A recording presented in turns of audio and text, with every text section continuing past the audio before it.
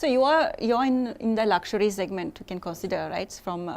So how you see the demand of luxury going forward in India, and especially in Mumbai, okay, because you have the entrepreneurs, you have the Bollywood stars located in Mumbai.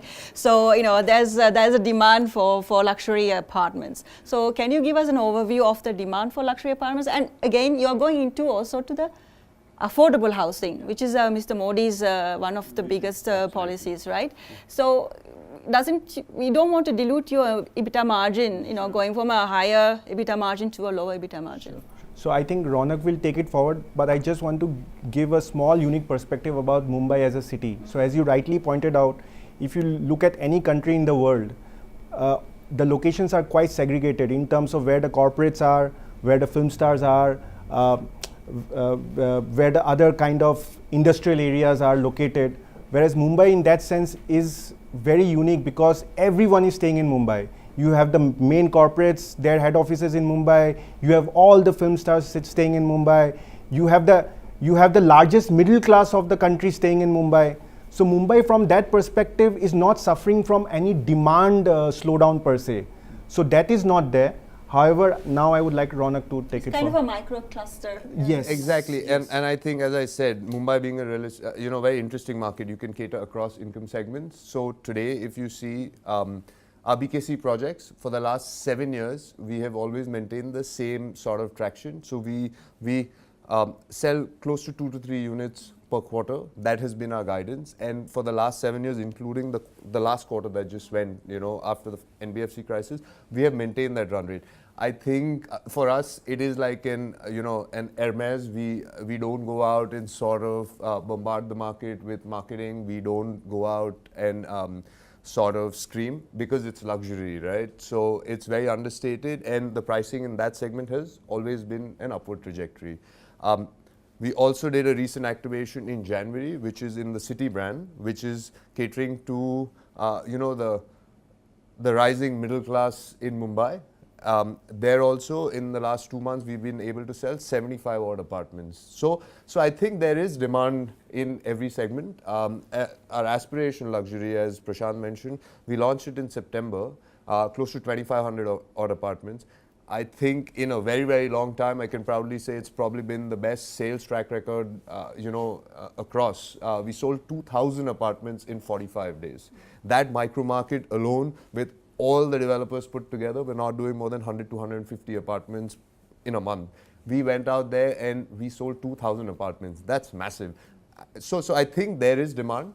Now what's happening is buyers are calling all the shots, right? And I think for any developer to do well, it's a function of five different aspects. And if you miss out on even one, I think you will see somewhere your sales are struggling. So first, of course, is the brand name. I think you need to have a very, very strong brand name, especially in today's context, because customers are wary.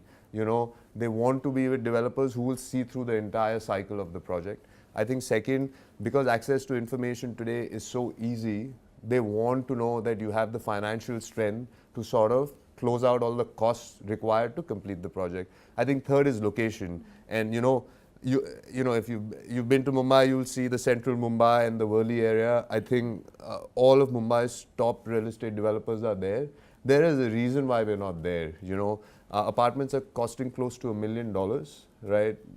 There's a plethora of projects that will be coming up, but at the same time, the affordability of $1 million, right, for such a large quantum of units today, I don't think that exists. I think going forward, the focus will be on the aspirational luxury as well as the rising middle class. I think going forward, we see a lot of traction in that segment.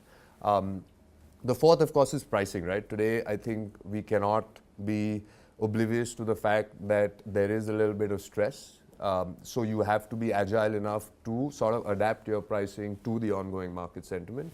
And the last, and this is a very interesting trend, earlier when people would buy apartments, I think they would come in and say, I need a certain square footage, and then they would ask for the price. But today, I think that trend is shifting to, this is my budget and this is my ticket price, what can you offer me? So if you see, the smart developers, we've also had to adapt to this. We have also sort of redesigned our apartment sizes to ensure that we are within the ticket size where we see demand. Yeah. And also in India, people like to own their apartment rather than renting. Exactly. Because I think it's a very it's not a business related dynamic. I think that's a very emotional dynamic. People like to own apartments in India. It's something that you will, if you talk to anyone, everyone has an aspiration that I want to own my own house. Whereas it might just be financially a little more prudent to go out and rent because the rental yields are low. But India will always be driven by the sentiment that they want to go out and everyone wants to have their own house. First they buy a house, second is the car, maybe third is a Swiss watch.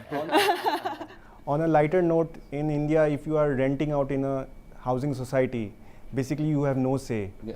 So it's like, as an individual, as a family also, you don't get involved in the societal events per se, in the preparation of those things. You're considered a tenant. So those kind of emotional feelings are there, which drives you to own apartments rather than lease it out.